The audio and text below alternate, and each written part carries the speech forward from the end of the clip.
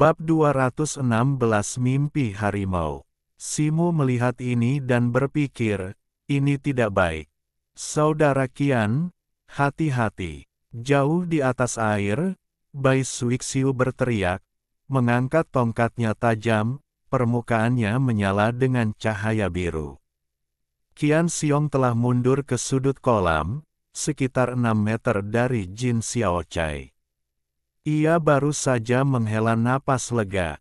Tetapi setelah mendengar suara Bai Suixiu, wajahnya tiba-tiba berubah terkejut. Di belakangnya, cahaya kuning bersinar dari tanah, dan seekor harimau raksasa bermata empat melompat darinya. Dengan goncangan tiba-tiba, ekor hitam dan kuningnya berubah menjadi bayangan hitam, menyapu dengan momentum yang mengerikan. Qian Xiong berputar tiba-tiba, tak mampu menghindar. Dalam sekejap pikiran, dua gada besi di tangannya bersinar dengan cahaya hitam, menari menjadi dua bola cahaya hitam saat mereka menyerang bayangan itu. Dengan ledakan keras, saat kedua bola cahaya hitam menyentuh bayangan itu, Qian Xiong merasakan gelombang kekuatan yang luar biasa.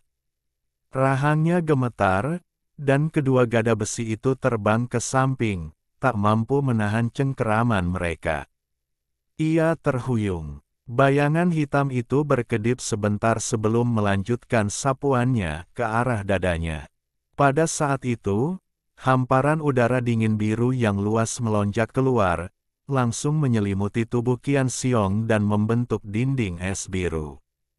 Dengan suara "bang" yang menggelegar, dinding es biru itu runtuh saat bayangan hitam itu turun, tetapi bayangan itu akhirnya berhenti. Ekor harimaunya muncul kembali.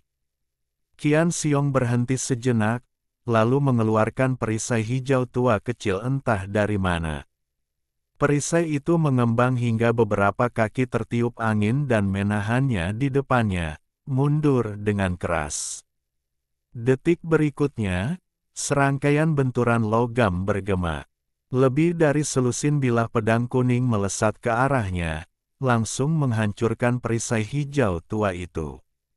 Kemudian, bilah-bilah pedang itu menyilang di tubuh Qian Xiong, mendarat di tanah di belakangnya, meninggalkan jejak bekas luka. Qian Xiong terus mundur, dan setelah mengambil beberapa langkah lagi, tubuhnya hancur seperti tembok kota yang runtuh, berubah menjadi tumpukan daging dan darah. Bai Suixiu, yang bertengger di permukaan air, memucat melihatnya. Burung beo itu berputar-putar di udara, memekik ketakutan, mengepakkan sayapnya, dan terbang tinggi. Pada saat itu, sebuah bilah berbentuk bulan sabit dan bayangan cambuk hitam menukik turun dari dua arah. Tak jauh dari sana, Simu dan Jin Xiaocai menukik menuju kolam. Kilatan cahaya kuning terpancar dari harimau bermata empat itu sebelum menghilang lagi. Bilah dan bayangan cambuknya langsung mendarat di udara. Hampir seketika, suara "bang" yang menggelegar meletus dari kabut biru di sisi lain. Moning terhuyung dan jatuh, pedang biru kehijauannya tak terlihat. Luka seukuran telapak tangan terlihat di punggungnya, darah mengalir di wajahnya. Bayangan cambuk hitam dan bilah berbentuk bulan sabit mengikutinya, menghilang ke dalam kabut biru. Kabut itu berjatuhan dan menghilang, meninggalkan harimau bermata empat itu tanpa jejak. Saat itu, Simu dan Jin Xiaocai telah mencapai tepi kolam, membentuk serangan penjepit, melindungi Moning di tengah. Hati-hati, Jin Xiaocai nyaris tak menyelesaikan kata-katanya. Simu telah berbalik dan melihat harimau bermata empat melompat dari tanah. Kaki depannya berdesir, dan dengan suara mendesis keras, lebih dari selusin bilah cahaya kuning menerjangnya. Simu dengan cepat menghancurkan jimat emas di tangannya, dan perisai emas tebal segera menyelimutinya.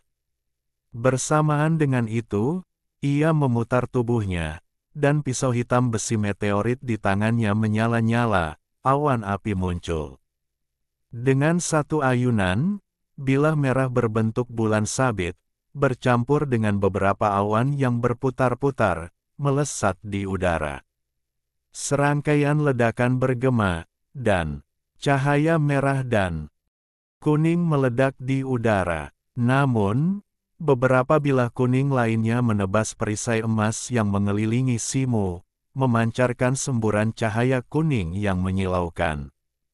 Sebuah hentakan kuat melanda, memaksa Simo mundur 3 atau 4 langkah sebelum akhirnya menstabilkan dirinya. Perisai emas di sekelilingnya meredup, menjadi sangat tipis.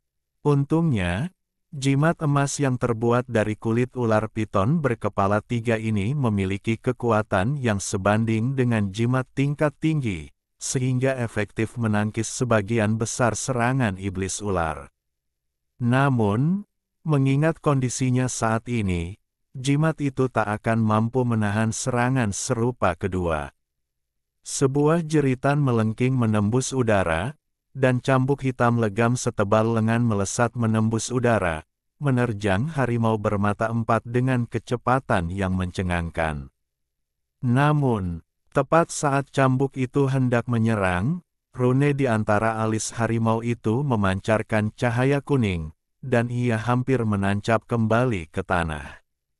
Dengan suara dentuman keras, tongkat pendek sepanjang 3 kaki yang diselimuti cahaya biru langit itu menancap tepat di bawah harimau itu, menyisakan 2/3 panjangnya. Dengan bunyi gedebuk, harimau bermata empat itu bertabrakan dengan tongkat pendek besi meteorit itu, membuatnya terhempas sepertiga ke dalam tanah. Tubuhnya tiba-tiba berhenti di tengah serangan, tak mampu melarikan diri. Dengan desiran, bayangan cambuk hitam pekat itu tiba-tiba kabur, berubah menjadi ratusan tali hitam yang mengikat erat binatang itu. Harimau bermata empat itu melolong tajam dan mencoba melepaskan diri, tetapi pada saat itu, kilatan cahaya keemasan lain bersinar. Cahaya keemasan ini mengembun menjadi rantai emas setebal ibu jari, mengikat harimau itu sekali lagi dan menghentikan gerakannya. Saat itu, Simo telah melompat ke atas punggung harimau itu. Tinjunya, yang berkilau seperti batu giok, sedikit kabur, berubah menjadi 7 atau 8 kepalan tangan putih kabur, yang menghantam kepala harimau itu dengan ganas. Begitu kepalan tangan mereka mendarat, cahaya kuning pelindung menyelimuti permukaan harimau itu. Setelah Simo mencapai alam Siantian, tinju penghancur batunya, yang diresapi Ki Siantian, kini memiliki kekuatan lebih dari 10.000 kilogram. Hanya dalam 2 atau 3 tarikan napas, cahaya kuning pelindung itu dengan cepat meredup dan menghilang. Kemudian, serangkaian dentuman cepat menyusul, dan kepala harimau bermata empat itu hancur berkeping-keping. 3 dari 4 matanya keluar dari rongganya, darah mengucur deras. Tubuhnya yang besar ambruk ke tanah, berkedut beberapa kali sebelum berhenti bergerak. Simo akhirnya berguling dan menghela napas lega. Jin Xiaochai dan 3 orang lainnya, yang berdiri di dekatnya, juga merasakan kelegaan. Simo melirik harimau bermata empat itu. Cincin debu di tangannya berkelebat, dan sebuah kantong kulit binatang berwarna merah muncul di tangannya. Ia mendekatkan lubang kantong itu ke kepala harimau itu. Gelombang mana mengalir deras di dalam dirinya, dan kantong jiwa binatang itu berkilauan dengan darah. Sebuah daya hisap tiba-tiba muncul. Seekor harimau kuning mini, yang bentuknya mirip dengan harimau kuning itu, menghilang ke dalam kantong. Sepanjang perjalanannya, ia telah mengumpulkan jiwa binatang sebanyak mungkin, baik untuk kebutuhan Yan Luo maupun untuk meningkatkan jiwa binatang totemnya sendiri. Jin Xiaochai dan yang lainnya tidak menganggap tindakan Simu tidak pantas, lagi pula, jiwa-jiwa binatang ini tidak banyak berguna bagi mereka. Di tepi kolam, Bai Suixiu memandangi tubuh Qian Xiong yang hancur, sedikit kesedihan di matanya. Saudari Bai, hidup dan mati adalah hal yang lumrah bagi kita, murid sekte ini. Mari kita kuburkan saudari Qian dengan layak.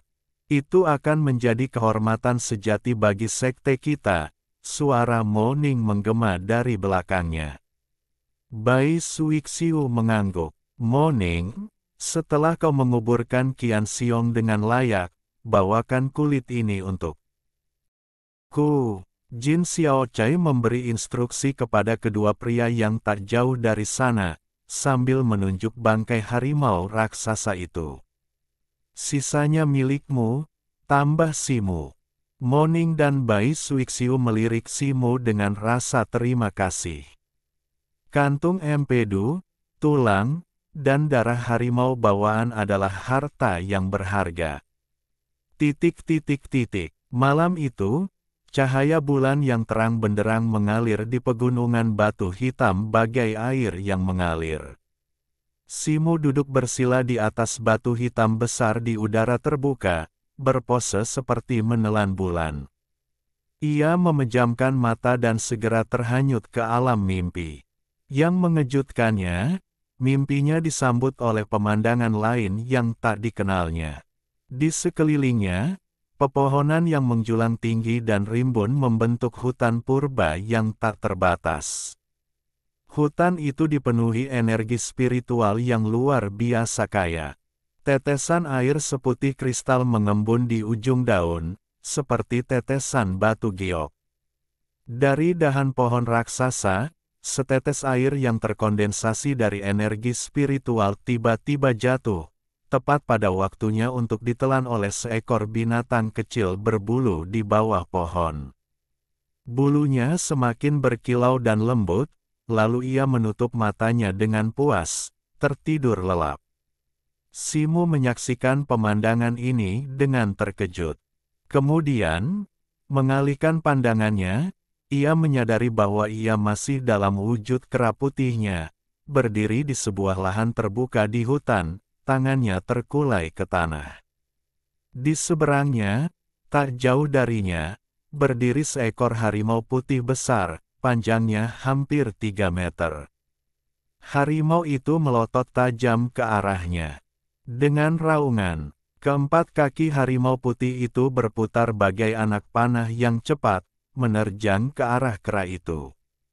Ketika jaraknya hanya 2 atau 3 meter, ia tiba-tiba melompat dari tanah. Kedua cakarnya memunculkan ratusan bayangan, menyapu ke arah kera itu. Kera itu meraung, dan dengan sekejap tinjunya, bayangan putih yang tak terhitung jumlahnya melesat keluar, bertemu dengan cakar-cakar yang berjatuhan. Kilatan cahaya bersinar di tempat bayangan tinju dan cakar bertemu. Pusaran angin kencang berputar, mengaduk debu dan kerikil. Tiba-tiba, pasir dan batu memenuhi udara, menggelapkan hutan. Bekas luka panjang dan mencolok tertinggal di pepohonan di sekitarnya. Bayangan cakar perlahan melemah, dan rasa takut akhirnya terlihat di mata harimau putih itu. Dia berbalik dan mulai melarikan diri. Kera putih itu menjerit dan melangkah secepat kilat, langsung mengejar di belakang harimau putih itu. Dia mengulurkan tangan kanannya. Pada saat itu, bayangan besar yang terbentuk oleh ekor harimau itu menyapu. Cahaya keemasan melintas di mata kera putih itu, dan lengan kanannya tiba-tiba membesar 2 kali lipat. Dengan satu genggaman yang tepat, dia mencengkeram ekor harimau itu, dan bayangan itu langsung menghilang. Kera putih itu mencengkeram ekor harimau itu dengan kedua tangan dan menyentaknya dengan keras. Harimau putih itu, dengan teriakan kesakitan, tanpa sadar berhenti. Memanfaatkan kesempatan itu, kera putih itu terbalik dan naik ke punggung harimau itu. Tangannya dengan erat mencengkeram bulu di sekitar leher harimau putih itu, dan dengan remasan kakinya, dia dengan kuat menunggangi harimau itu. Harimau putih itu meraung dan mulai menyerbu hutan, bagaikan bayangan putih yang melesat dengan kecepatan luar biasa, melompat-lompat dan berbelok tajam. Sekeras apapun ia mendorong, ia tak mampu melepaskan diri dari kera putih. Kera itu tampak menikmati sensasi kecepatan, berteriak kegirangan di punggung harimau. Setelah 1 jam penuh, harimau putih itu akhirnya tenang, menggeram pelan dan membiarkan kera itu menungganginya tanpa perlawanan. Tepat saat itu, kera itu tiba-tiba berguling dari punggung harimau. Harimau putih itu terkejut, menatap kera itu dengan sedikit ketakutan, tetapi tidak menunjukkan tanda-tanda akan melarikan diri. Kera itu dengan cepat memanjat pohon persik di dekatnya, memetik 2 buah persik terbesar, dan menawarkan 1 kepada harimau putih. Harimau putih itu awalnya ragu-ragu, tetapi kera itu cukup antusias, bersikeras untuk memakannya. Setelah mencicipinya dengan cepat, harimau putih itu melahap buah persik itu dalam beberapa gigitan. Masih belum puas, ia meraung ke arah kera, sikapnya menjadi terasa lebih penuh kasih sayang. Kera putih mengulurkan buah persik, tetapi harimau putih mengayunkan kaki kanannya, dan buah persik itu mundur, meninggalkannya kosong. Melihat ini, kera putih memamerkan giginya dan tertawa terbahak-bahak. Harimau putih menerkam, tetapi kera putih melompat maju bagai kilat, meninggalkan harimau itu dengan tangan kosong lagi. Dengan cara ini, kedua binatang itu segera mengejar dan bermain di hutan. Bab 217, Perpisahan. Tepat saat Simu sedang memperhatikan dengan penuh minat, penglihatannya menjadi gelap, dan ia terbangun dari mimpinya. Ia bertanya-tanya mengapa ia bermimpi seperti itu. Mungkinkah ini terkait dengan binatang buas bawaan harimau yang ditemuinya hari itu? Namun pikiran itu hanya sekilas. Ia segera menutup matanya dan melihat ke dalam. Tidak menemukan sesuatu yang aneh dalam dirinya, ia perlahan membukanya, sorot mata penuh pemikiran yang mendalam. 2 bulan kemudian, Simu dan keempat temannya akhirnya mencapai ujung pegunungan batu hitam yang luas. Selama waktu ini, mereka menghadapi beberapa serangan lagi dari binatang buas, tetapi tidak ada yang sekuat harimau raksasa bermata 4. Dengan Jin Xiaochai dan Simu di sisi mereka, mereka bukanlah tandingan. Menatap keluar dari pintu masuk lembah di dekatnya, mereka samar-samar dapat melihat hamparan bukit, pandangan mereka agak terhalang, membuat pandangan penuh menjadi tidak jelas. Akhirnya keluar, situ. Berapa lama lagi sampai kita bisa keluar dari hutan belantara ini? Karena kita sudah keluar, aku perlu mandi yang bersih. Kotor sekali di sini. Jin Xiaochai bergegas ke mulut lembah, meregangkan badan, lalu berbalik. Caier juga perlu dimandikan. Dia sangat kotor. Caier, yang kini berdiri di bahu Jin Xiaochai, mengepakkan sayapnya dan berteriak. Berjalanlah ke barat daya selama lebih dari sebulan, melewati rawa-rawa di sepanjang jalan, dan kau akan keluar dari hutan belantara, kata Simu sambil berjalan. Ia tidak tahu kapan Caier mulai bergaul dengan Jin Xiaochai, dan Jin Xiaochai mulai memanggilnya Batu, sama seperti Caier. Simu senang bisa merasakan kedamaian dan ketenangan, lagi pula, burung beo itu terlalu berisik. Moning dan Bai Suixiu mengikuti di belakang Simu. Setelah sekian lama bertarung berdampingan, hubungan mereka semakin dekat. Ada apa ini? Jin Xiaochai tiba-tiba berhenti dan bertanya, tepat saat mereka keluar dari lembah. Si, Sekte Iblis Hitam, menunggu kedatanganmu. Si, Batu Sekte Iblis Hitam, bukankah itu kau? Suara Cair menyusul. Ekspresi Simu tiba-tiba berubah setelah mendengar kata-kata Cair, dan ia mempercepat langkahnya, meninggalkan lembah. Beberapa puluh meter di depan, di antara dua bukit rendah, ia melihat sesosok tubuh.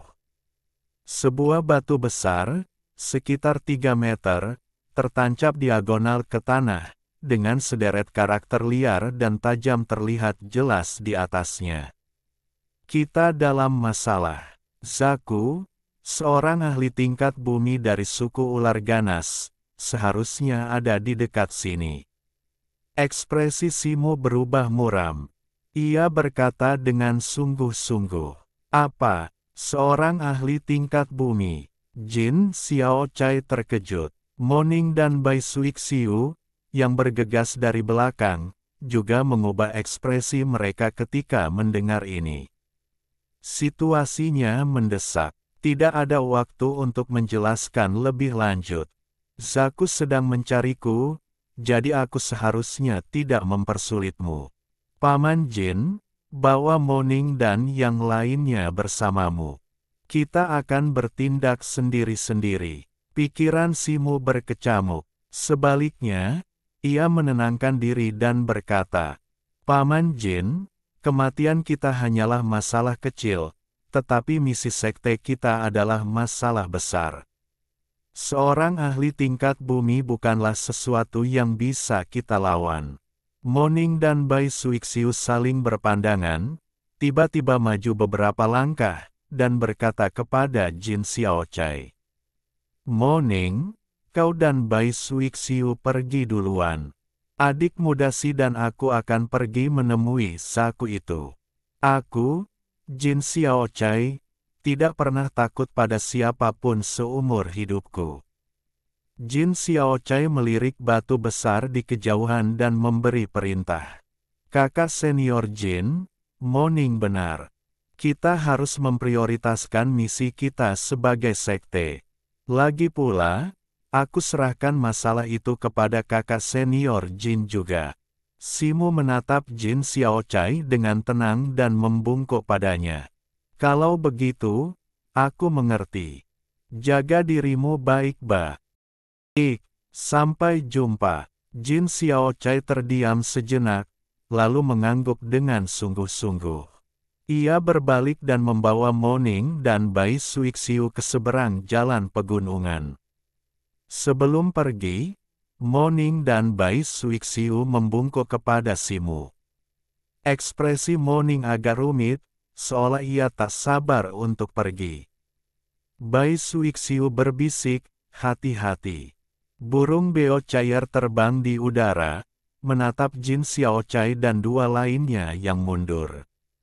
Kemudian ia menatap Simu, melipat sayapnya, dan akhirnya mendarat di bahu Simu. Cair, apa kau tidak takut? Tanya Simu. Kita, klan burung beo kering, semuanya adalah pejuang. Kita tak akan pernah meninggalkan rekan-rekan kita dan membelot. Burung beo itu membusungkan dadanya dan berbicara dengan tegas. Simu tetap diam. Tapi tak ada gunanya Cair tetap tinggal. Kenapa kita tidak berpisah saja? Jika terjadi sesuatu padamu, situ, Cair pasti akan menemukan cara untuk membalaskan dendammu. Tambah burung beo itu, mengganti topik pembicaraan. Dengan kepakan sayapnya, ia hendak terbang tinggi. Simu mengangkat tangan kirinya dan menjentikkan jari telunjuknya. Sebuah bola udara putih seukuran kuku jari berkelebat dan dengan cepat berubah menjadi rantai putih tipis, melingkari burung beo itu. Tuan, apa yang kau lakukan? Teriak burung beo itu panik. Cair, terbanglah lebih tinggi, dan kau tidak akan berada dalam bahaya. Katakan padaku jika kau menemukan sesuatu, kata Simu sambil tersenyum. Meskipun agak enggan, burung beo itu akhirnya setuju. Rantai putih di sekelilingnya terbuka, dan dengan kepakan sayapnya, ia terbang semakin tinggi. Simu memejamkan mata sejenak, lalu membukanya lagi, memilih arah yang berlawanan dari Jin Xiaochai dan yang lainnya, dan mulai berlari. Ia baru berjalan sejauh sebatang dupa di sepanjang jalan berbukit yang berliku ketika ia berhenti lagi, terkejut. Tak jauh di depan, batu panjang bertulis itu muncul kembali di hadapannya. Ekspresinya berubah antara muram dan cerah, lalu ia menggertakkan gigi, mengubah arah, dan mulai berlari lagi. Ini berlanjut beberapa kali, dan setiap kali ia berlari sejauh tertentu, batu panjang itu akan mengikutinya, seperti bayangan, sedangkan sebelumnya, Keir jelas tidak melihat apapun. Di sebuah dataran datar di antara tiga bukit kecil, Simu berhenti, ekspresinya semakin gelap. Melirik batu panjang di depannya, ia menghunus tongkat pendek dan pisau meteorit hitamnya dari belakang, menggabungkan dan memutarnya menjadi modal bergagang panjang. Detik berikutnya, niat membunuh yang dingin terpancar dari belakangnya. Jantung Simu berdebar kencang. Tiba-tiba ia berbalik dan melihat seorang barbar paruh baya dengan kuncir panjang berdiri lebih dari 3 meter darinya. Matanya yang dingin dan kehijauan terukir bekas luka vertikal, mengingatkan pada bekas luka ular. Simu merasakan hawa dingin menjalar di punggungnya saat menatapnya.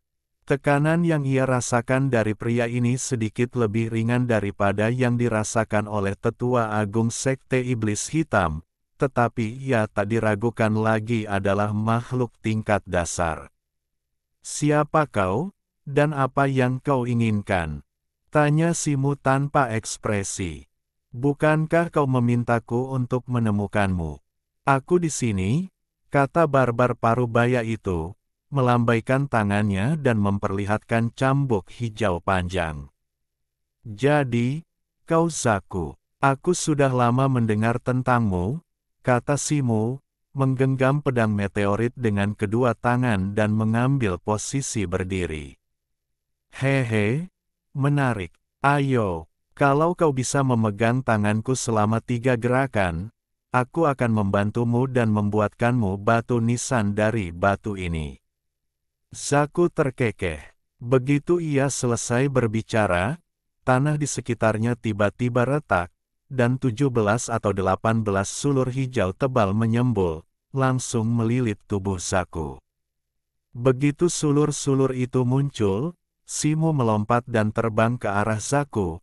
Pedang meteoritnya menyala dengan cahaya merah tua yang begitu kuat sehingga hampir mustahil untuk dilihat lang. "Sung, Juanyun," teriaknya, dan pedang itu tiba-tiba berubah menjadi seberkas cahaya merah, menebas Zaku dengan keras. Sebilah pedang berbentuk bulan sabit muncul, membawa gelombang panas. Dalam sekejap, pedang itu mengenai Zaku yang terlilit tanaman merambat. Dengan raungan yang menggelegar, cahaya pedang itu meledak, berubah menjadi pusaran api yang menyelimuti Zaku. Wajah Simu tidak menunjukkan kegembiraan. Sebaliknya, setelah pukulan itu, ia menghentakkan kakinya ke tanah dan melontarkan dirinya mundur, menggumamkan sesuatu dan mengarahkan jarinya ke depan. Boom! Tubuh Zaku memancarkan cahaya biru terang, dengan mudah memadamkan pusaran api itu. Di dalam cahaya biru itu, ia memegang cambuk biru panjang, menangkisnya. Tanaman merambat yang mengikat tubuh Zaku, pada suatu saat, hancur dan jatuh ke tanah. Cahaya cian menyelimuti cambuk itu, membentuk perisai. Cahaya pedang berbentuk bulan sabit itu tidak melukainya sedikit pun, bahkan tidak menyentuh pakaiannya. Namun pada saat itu, kilatan energi hitam muncul di belakangnya, dan sesosok kerangka muncul, sekuntum bunga hijau menghiasi kepalanya dan memegang tombak tulang. Itu Yan Luo. Api jiwa biru tua berkilat di mata Yan Luo, dan tombak di tangannya memancarkan cahaya hitam, berubah menjadi aliran cahaya hitam yang tiba-tiba menusuk punggung Zaku. Zaku, terkejut, menghindar ke samping.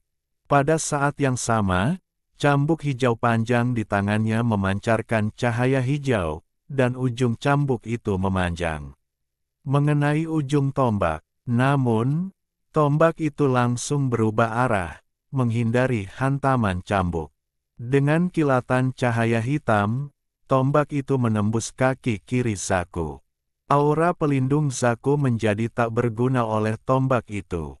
Zaku meraung, dan cahaya hijau memancar dari tubuhnya, menyatu menjadi ular hijau hantu seukuran loteng.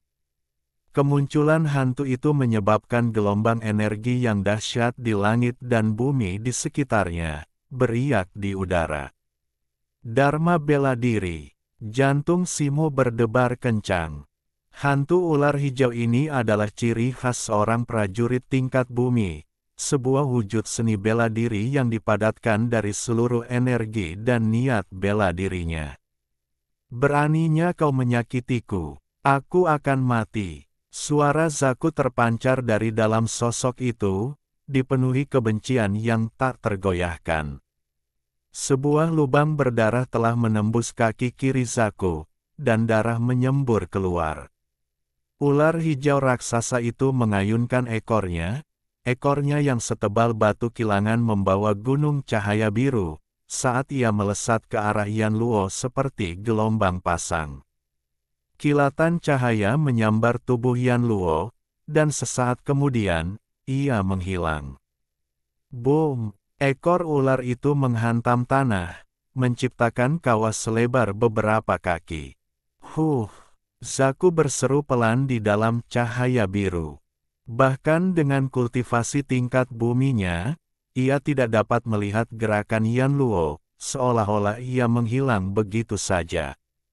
Saat berikutnya, wajah Zaku meledak dalam kemarahan. Simo memanfaatkan momen saat ia berbenturan dengan kerangka itu untuk melarikan diri dengan kecepatan yang sangat tinggi. Kecepatannya begitu luar biasa sehingga dalam sekejap mata ia berada lebih dari 3 meter jauhnya. Zaku murka, cahaya hijau memancar dari tubuhnya saat wujud bela dirinya menghilang. Wajahnya sedikit memucat, tetapi kemudian kembali normal. Menggunakan wujud bela dirinya menghabiskan Zenki dalam jumlah yang signifikan, dan dengan tingkat kultivasinya saat ini, ia tidak dapat menahan serangan seperti itu terlalu lama. Zaku bergerak untuk mengejar, tetapi tiba-tiba tersandung. Sensasi dingin menyebar dari luka di kaki kirinya, yang mulai mati rasa dan mengancam akan menyebar. Ia terkejut. Lebih jauh lagi, pikiran dan jiwanya mulai terasa sedikit pusing. Energi aneh meresap dari lukanya, menyentuh jiwanya. Bab 218, Mengejar dan Melarikan Diri. Pada saat yang sama, Simo melompat menanjak tinggi di depan, hampir menghilang. Nak, kau mau lari kemana? Raung Zaku. Cambuk biru panjang di tangannya berkilauan dengan cahaya biru dan rune biru. Dengan jentikan pergelangan tangannya, cambuk itu tiba-tiba memanjang 10 kali lipat, menelan batu besar di dekatnya setinggi 6 meter. Wus! Batu besar itu melesat di udara, melepaskan diri dari cambuk dan melesat menuju posisi Simo dengan kecepatan luar biasa dan momentum yang mengerikan, jelas dipenuhi Zenki yang luar biasa. Simo sepertinya merasakan sesuatu, dan tepat sebelum batu besar itu mencapainya, ia tiba-tiba berputar, kakinya ditekuk, lengannya menegang. Ia menusukkan bilah meteoritnya yang sepanjang 2 meter ke atas, menghantam dasar batu besar, dan sekaligus bersandar ke belakang mengikuti momentum.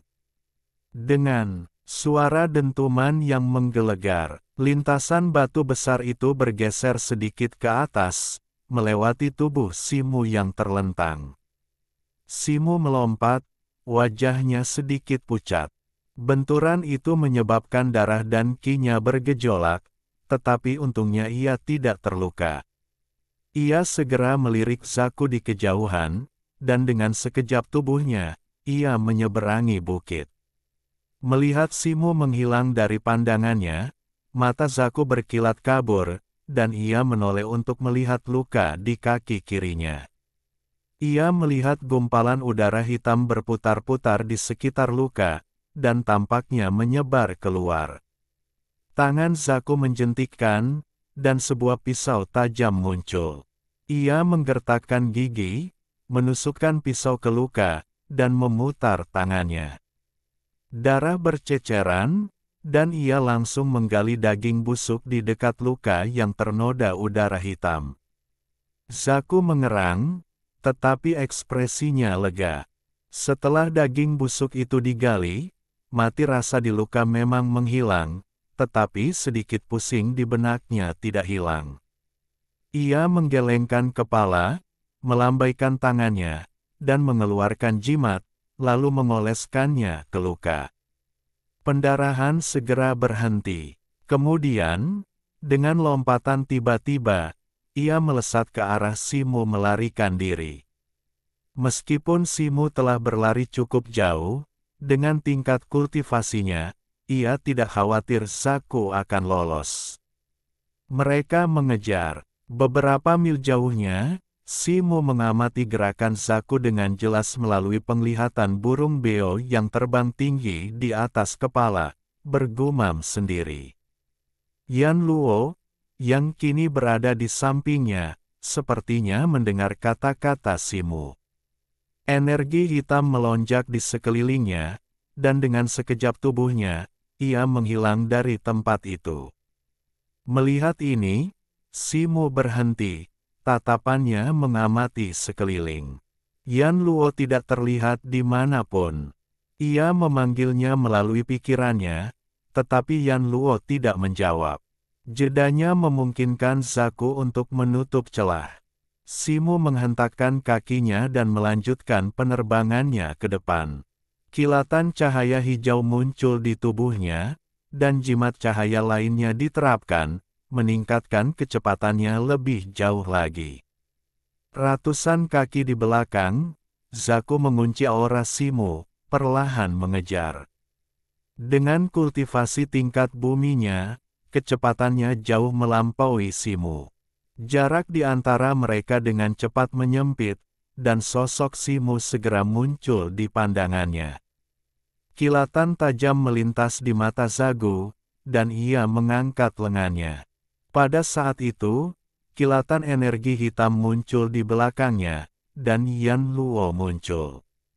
Ia menggoyangkan tombak tulang di tangannya, dan dengan kilatan cahaya dingin, tombak itu berubah menjadi aliran tombak putih yang pekat, menusuk punggungnya. Bersamaan dengan itu, aura dingin menyapu. Hati Zaku bergetar. Ia baru saja menderita kekalahan telak di tangan Yan Luo. Ia tidak repot-repot menyerang Simu. Ia melompat ke samping, menggoyangkan lengannya, dan cambuk hijau panjangnya berubah menjadi bayangan hijau, bertemu dengan semburan putih. Namun, tepat ketika cambuk itu hendak menyentuh semburan, sembura putih itu tiba-tiba menghilang, berubah kembali menjadi tombak tulang, dan mundur secepat kilat, menghindari kontak dengan bayangan cambuk hijau.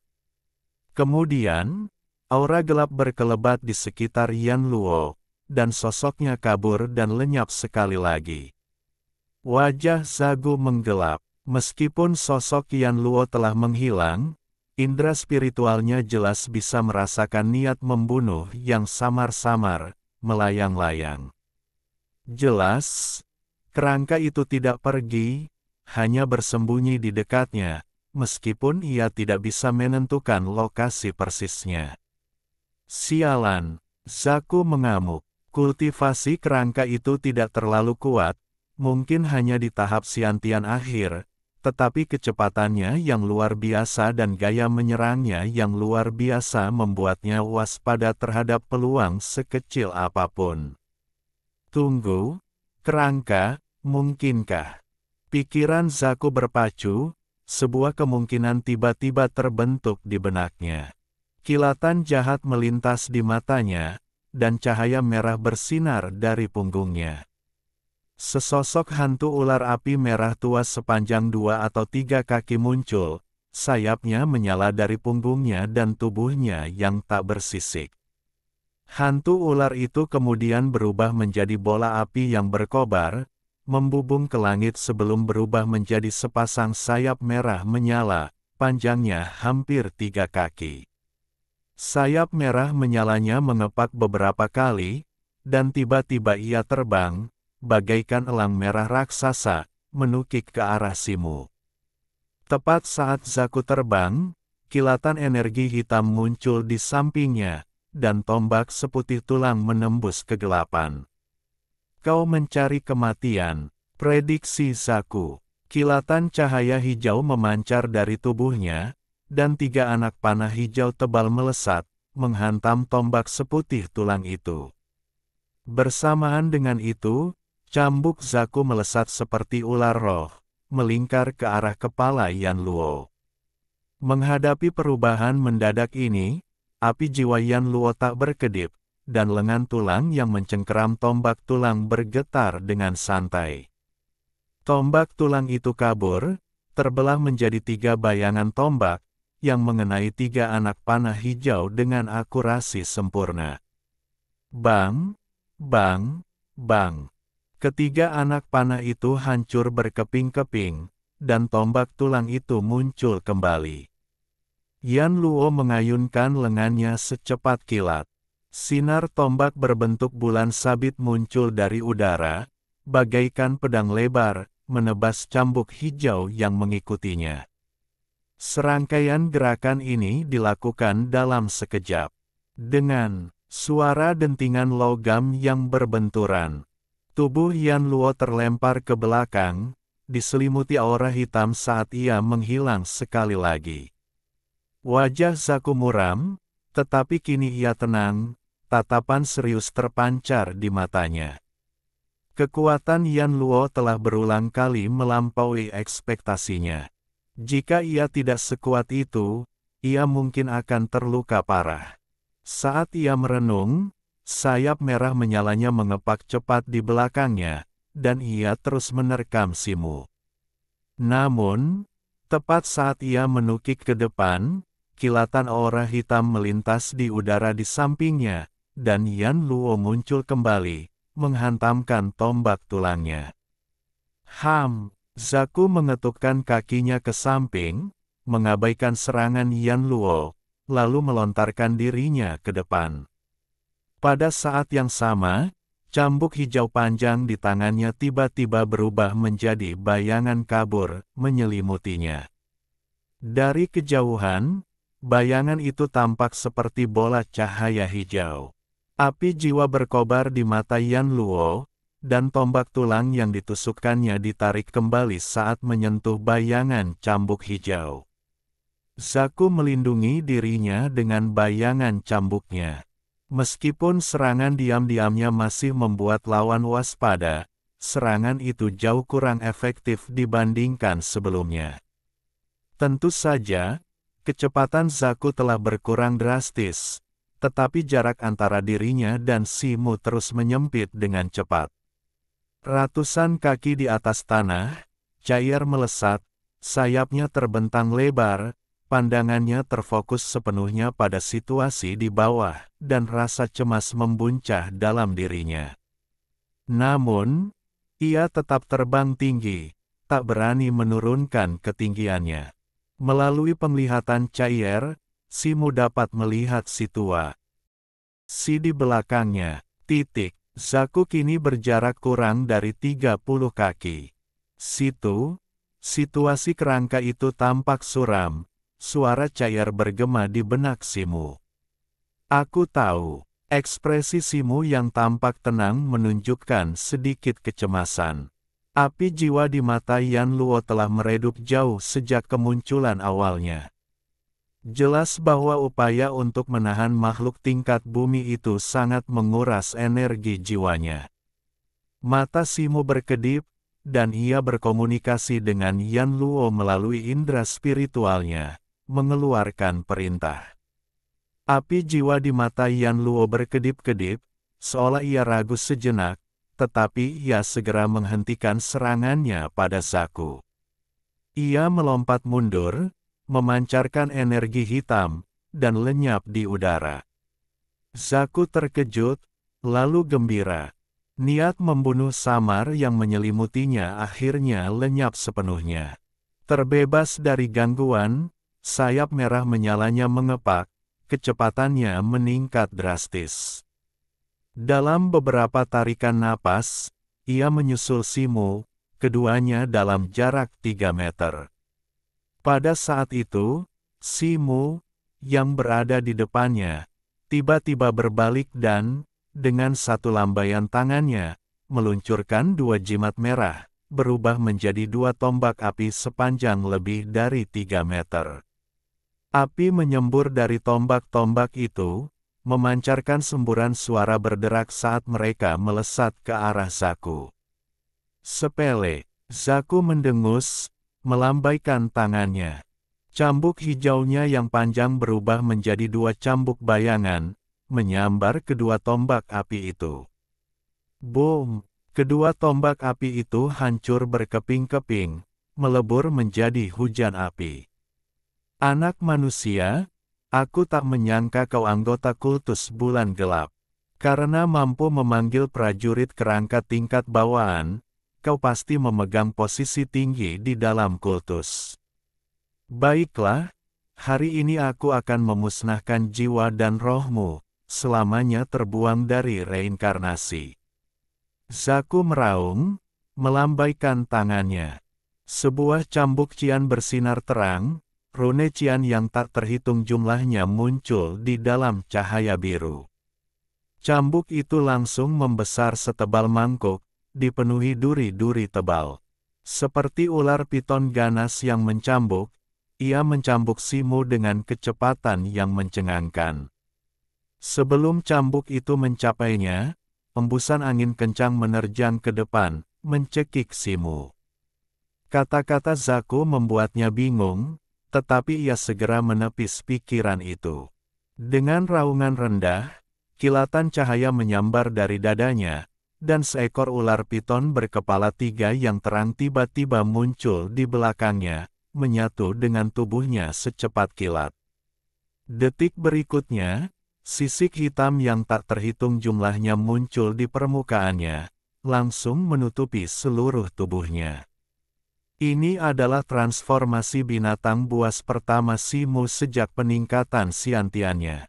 Kekuatan jiwa ular piton berkepala 3 langsung mengalir melalui tubuhnya, menyatu dengan kisiantiannya. Aura Simu tiba-tiba melonjak, mencapai tahap siantian tengah, dan bahkan melampauinya. Ia kemudian berteriak, dan bilah meteorit di tangannya tiba-tiba meletus menjadi api. Ia mengangkat tangannya dan kilatan cahaya bilah, lebih dari 10 kaki panjangnya, berputar-putar dengan api merah tua, menebas ke arah bayangan cambuk tebal itu. Dengan dentang logam yang menggema, cahaya biru dan merah meledak, api membumbung tinggi ke langit. Gelombang udara yang tak terlihat, disertai dengan gelombang kekuatan yang sangat besar, mengirim Simu terbang seperti meteorit, menabrak dinding gunung lebih dari 10 kaki jauhnya. Tembok itu runtuh, mengubur Simu di bawah hamparan puing yang luas. Bab 219, Bertahan hidup dalam bahaya. Setelah menghempaskan Simu, cambuk hijau panjang itu sendiri terpental kembali. Kekuatan dahsyat yang menjalar di sepanjang batang cambuk memancar melalui Zaku, membuatnya bergidik. Itu memang ular piton ganas berkepala 3. Anak ini punya banyak rahasia. Zaku langsung tersadar, mendengus dingin, dan melontarkan diri ke arah tumpukan puing.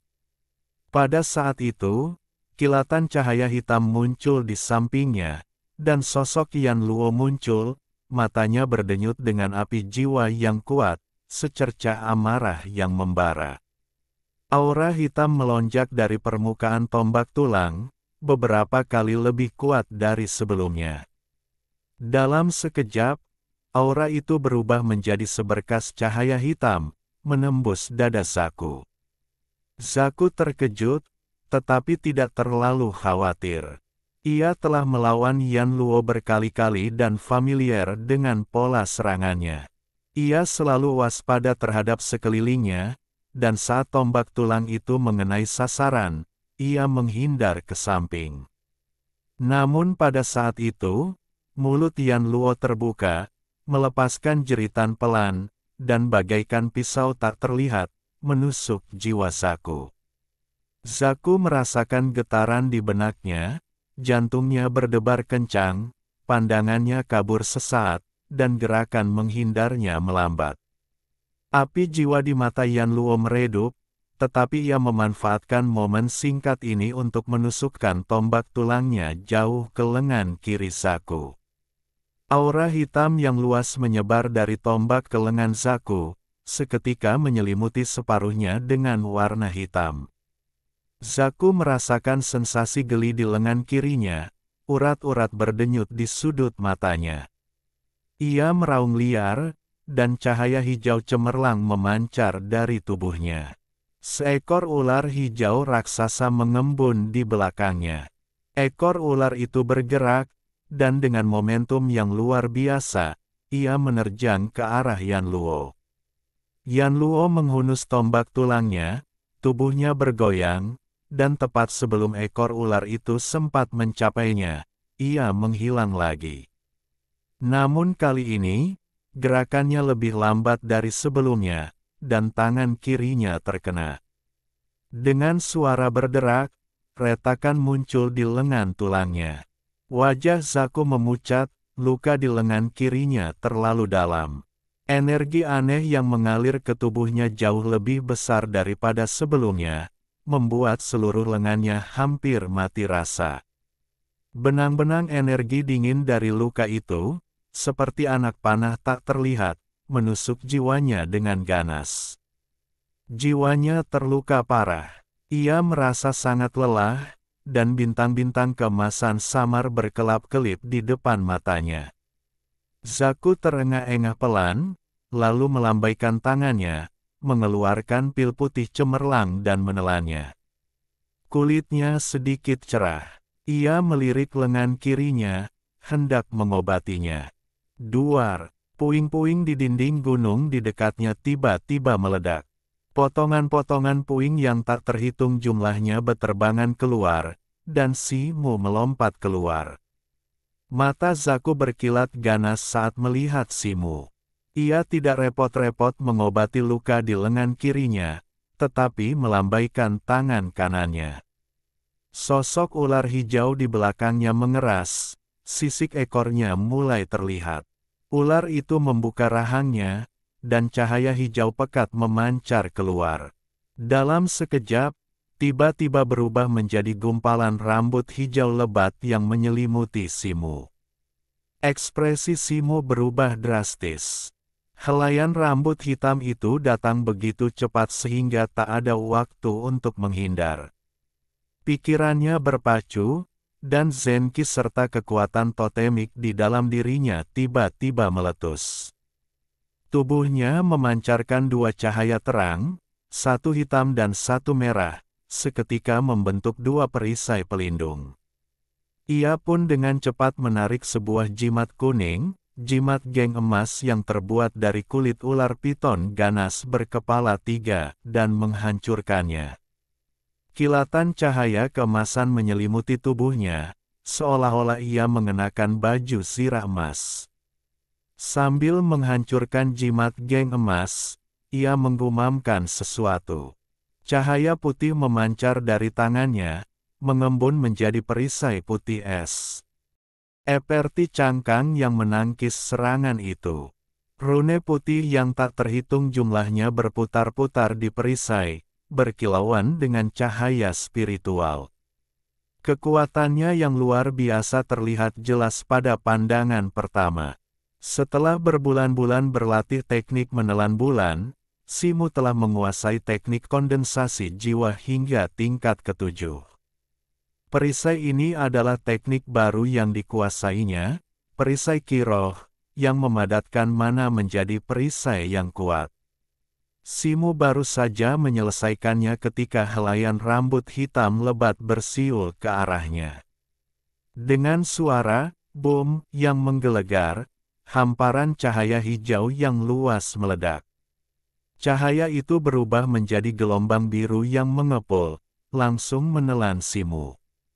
Perisai kirohnya, 2 lapisan cahaya pelindung, dan armor jimat geng emas terkoyak oleh hantaman rambut biru itu, bagaikan kertas. Tubuh Simu sekali lagi terpental mundur dengan kekuatan yang tak tertandingi, dan darah menyembur dari mulutnya. Untungnya, lapisan pertahanan sebelumnya sebagian besar telah menetralkan hantaman rambut biru itu, mencegah sisik ular di dadanya hancur total. Namun, organ-organ dalamnya bergejolak hebat, mengancam akan meledak. Seandainya tubuh Simu tidak ditempa oleh teknik kelahiran kembali kera iblis kekuatan besar tingkat ke-5, ia pasti sudah binasa karena hantaman internal tersebut. Tubuh Simu jatuh tersungkur ke tanah, pakaian bagian atasnya hancur berkeping-keping, sisik dadanya hancur berkeping-keping, tak tersisa sejengkal pun, berlumuran darah. Zaku tertegun, tampak terkejut Simu mampu menahan hantaman wujud totemnya. Simu tampak merana, tetapi luka-lukanya hanya luka ringan, tidak serius. Kilatan ganas terpancar di mata Zaku. Dengan satu ayunan lengannya, cambuk biru panjangnya tiba-tiba terlepas, melesat keluar bagai anak panah dari busur, menembus kepala Simu. Zaku, yang menunjukkan kekuatan luar biasa seorang kultivator tingkat bumi, langsung menusuk sisi tubuh Simu, membuatnya tak sempat bereaksi. Simu berjuang untuk berdiri ketika merasakan angin dingin yang tajam menerpanya. Pupil matanya mengerut, tulang dan ototnya melemah, membuatnya tak sempat menghindar. Tepat pada waktunya, sesosok gelap melintas di sampingnya. Sosok itu adalah Yan Luo, yang mendorongnya.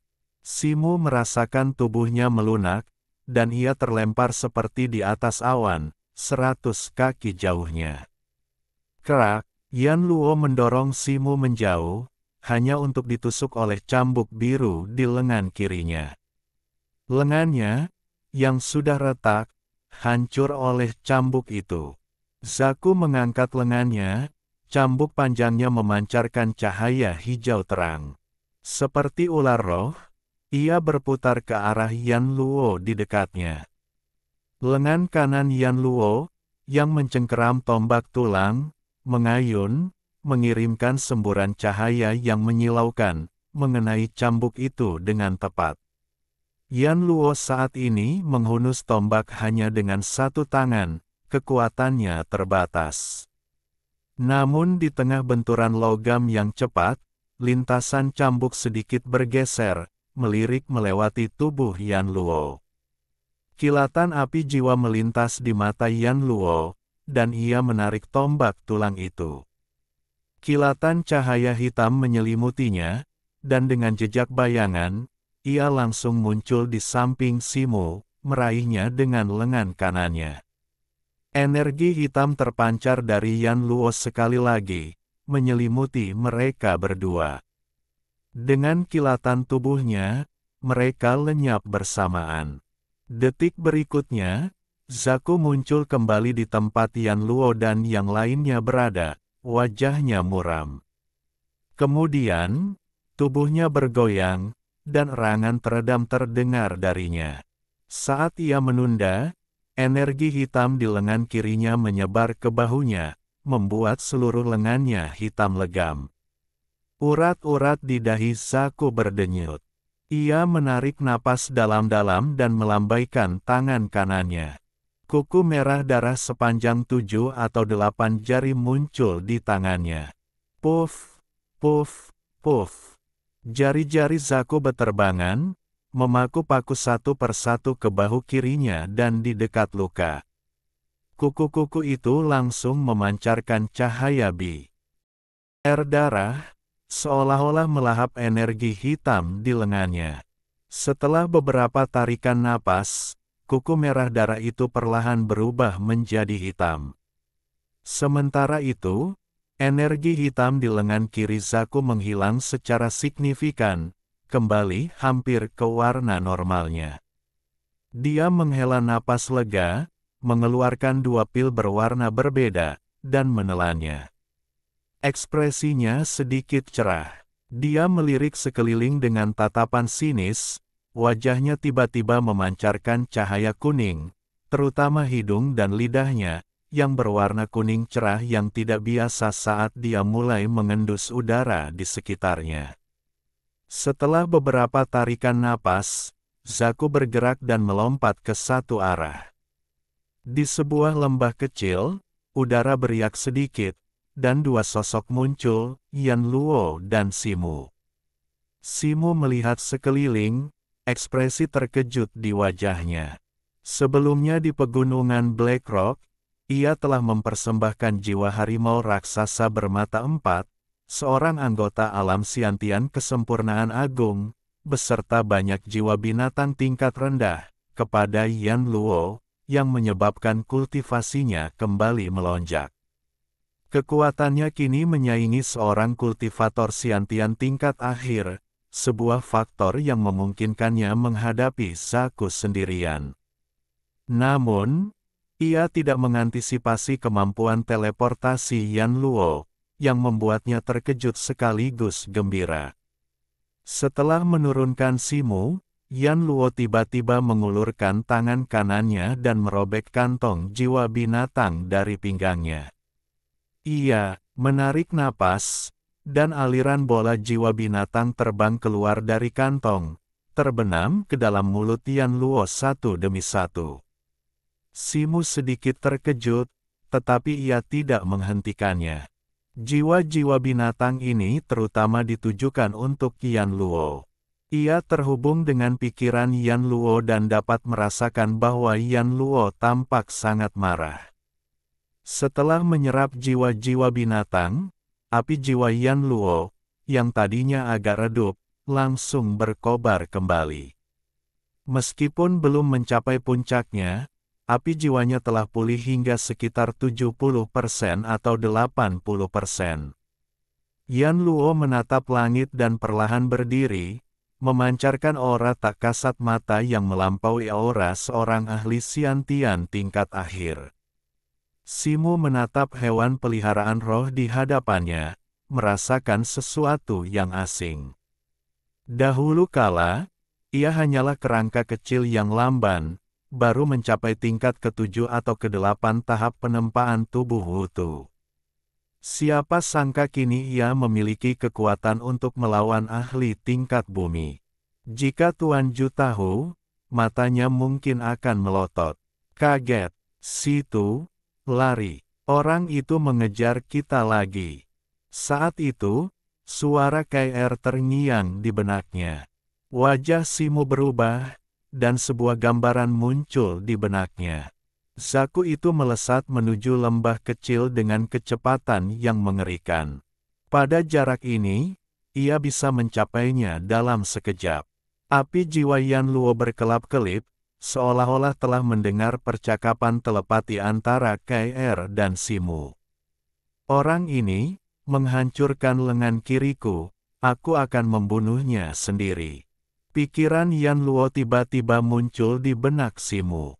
Simu menatap Yan Luo dengan heran. Kau yakin? Tanya Simu. Ulurkan waktu. Yan Luo berkata demikian, dan kilatan energi hitam muncul di sekelilingnya, lalu ia menghilang tanpa jejak.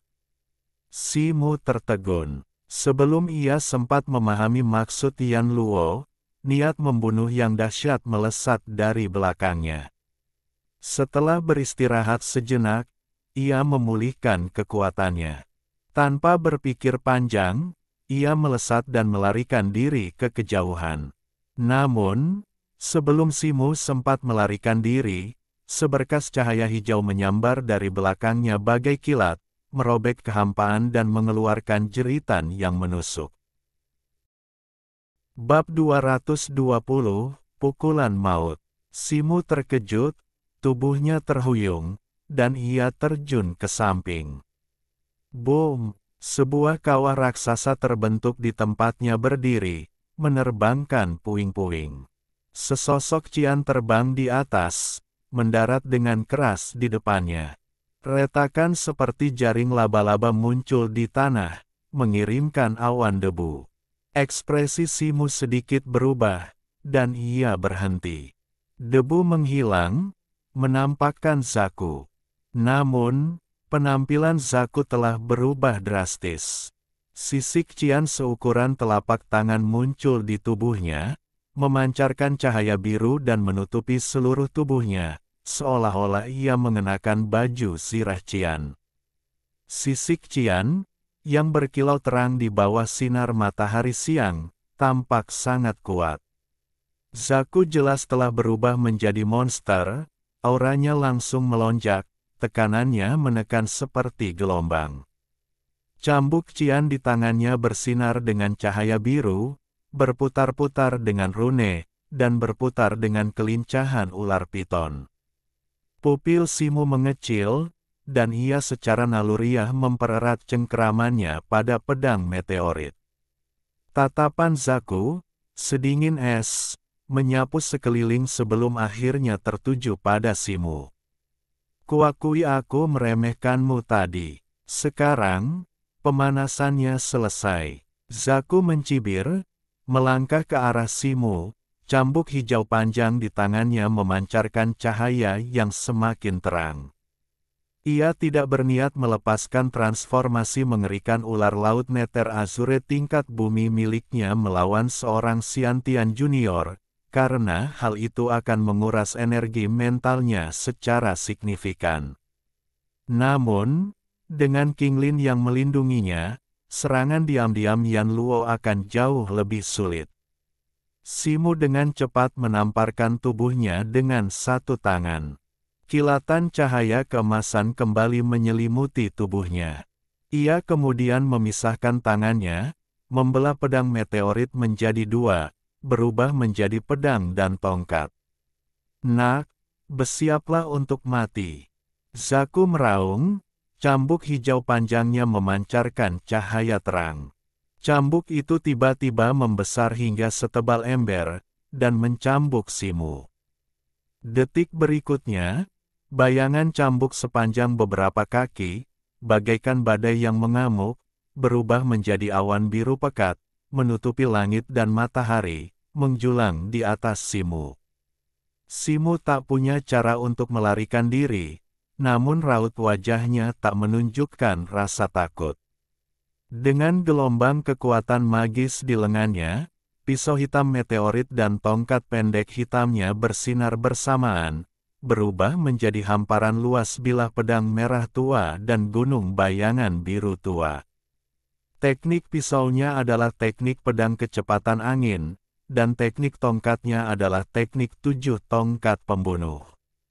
Lapisan demi lapisan cahaya bilah pedang merah tua melonjak keluar seperti awan yang berputar-putar, sementara 7 bayangan tongkat yang bagaikan gunung itu bahkan lebih mengerikan. Keduanya bertabrakan langsung dengan awan biru pekat. Gemuruh menggema, dan awan biru itu langsung menelan hamparan luas bayangan bilah pedang dan tongkat. Simo merasakan kekuatan yang luar biasa melonjak ke arahnya, dan terkejut, menyilangkan pisau hitam dan tongkat pendeknya di depannya, siap menerima pukulan itu. Serangkaian ledakan keras pun terjadi. Pedang dan tongkat di tangan Simu terguncang dan terlempar. Tubuhnya, yang berkilauan dengan warna merah, hitam, dan emas, berkilauan dan hancur hampir seketika. Sebagian besar sisiknya hancur, darah menyembur kemana-mana. Suara gemeretak samar menggema di tulang-tulangnya, dan kakinya langsung terbenam ke tanah. Zaku terkejut sesaat. Kemudian, sambil tertawa dingin, ia mengayunkan cambuk hijau panjangnya, melilit Simu seperti ular piton lincah secepat kilat. Dengan jentikan lengannya, cambuk itu tiba-tiba berkontraksi, menyeretnya ke depan. Pada saat yang sama, cahaya merah menyala di tangan kirinya, dan sebilah pisau tajam muncul, ujungnya mengarah ke tenggorokan Simu. Pada saat itu, sesuatu yang tak terduga terjadi. Maju, mata Simu berkilat dingin. Tangan kirinya memancarkan cahaya hijau, dan tanah di bawah kaki Zaku retak. Puluhan sulur hijau tebal menyembul dari tanah, melilit tumit Zaku. Bersamaan dengan itu, jimat merah beterbangan dari tangan kanannya. Berubah menjadi tombak api yang menyala-nyala, mereka melesat ke arah Zaku. Dalam satu tarikan napas, Simu melemparkan hampir semua jimat tombak apinya. Lebih dari 20 mantra atribut api tingkat menengah, yang terbuat dari jimat kulit binatang, merupakan ancaman yang bahkan tidak berani diremehkan oleh para ahli tingkat bumi. Zaku, terkejut dan geram, bereaksi dengan seringai menghina. Mengabaikan tanaman merambat hijau yang melilitnya, pisau kirinya berkilau dengan cahaya perak, berubah menjadi lebih dari selusin bayangan bilah yang menghantam sekitar 20 tombak api satu persatu. Cahaya perak dan merah saling terkait, meledak secara berurutan, gelombang api meletus, dan seluruh ruang dipenuhi dengan aura yang membakar, berubah menjadi lautan api merah tua. Pada saat itu, kilatan cahaya hitam muncul dari lautan api, memperlihatkan bola besi hitam pekat seukuran kepalan tangan yang menembus udara dengan suara menderu. Zaku mengayunkan pisau kirinya, berniat menerbangkan bola besi itu. Dentang logam yang menggema, wajah Zaku tertunduk saat kekuatan luar biasa dahsyat memancar dari bilah tajam itu. Kekuatannya mungkin bukan masalah, tetapi lengan kirinya, yang sebelumnya terluka oleh Yan Luo, melemah. Meskipun ia masih berhasil menerbangkan bola besi itu, sebuah kekuatan dahsyat mengalir deras melalui dirinya. Biasanya, ia bisa memanfaatkan momentum itu untuk mundur beberapa langkah tanpa cedera serius. Namun kini, terbelenggu oleh tanaman merambat, energi dan darah di seluruh tubuhnya melonjak. Cambuk panjang di tangan kanannya berkelebat, mengurangi daya cengkeramnya secara signifikan. Simu, yang gembira, memanfaatkan kesempatan itu dan, seperti ikan, berputar bebas dari belenggu cambuk itu. Saat mendarat, luka-luka internalnya memicu seringai kesakitan, tetapi ia tidak berani berhenti.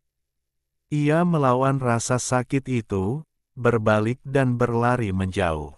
Tepat saat ia sudah agak jauh, sebuah raungan mengerikan menggema dari belakang. "Nak, kau mati." Tubuh Zaku bersinar dengan cahaya hijau yang cemerlang, dan sulur-sulur hijau berhamburan. Dengan cambuk di tangannya, ia melompat ke depan, mengejar Simu. Pada saat ini, kilatan udara hitam muncul di belakang Zaku, dan sosok Yan Luo muncul seperti hantu. Tubuhnya kini diselimuti api putih, terutama lengan kanannya, yang berkobar hebat dengan api putih. Lengannya berkilau dalam api, memancarkan cahaya yang menyilaukan. Kilatan cahaya putih muncul di kehampaan. Yan Luo mengepalkan tangan kanannya dan menghantam punggung Zaku secepat kilat. Zaku merasakan aura dingin dan menusuk darinya, dan hendak menghindar. Yan Luo tiba-tiba membuka mulutnya, dan api jiwa biru melesat keluar dari tubuhnya, berubah menjadi panah cahaya yang menembus kepala Zaku bagai kilat. Tubuh Zaku menegang, dan cahaya hijau yang melindungi tubuhnya bergetar hebat, hampir menghilang seketika. Tangan kanan Yan Luo berubah dari kepalan tangan menjadi cakar, dan dalam sekejap, menembus punggung Zaku. Sisik-sisik cian itu meleleh bagai es dan salju ketika menyentuh api putih di telapak tangannya, tak mampu melawan sama sekali. Dengan embusan, lengan Yan Luo menembus dada kiri Zaku dan meraih sebuah hati berwarna merah menyala. Api jiwa Yan Luo bergerak, dan dengan kuat, ia menghancurkan hati itu sekaligus.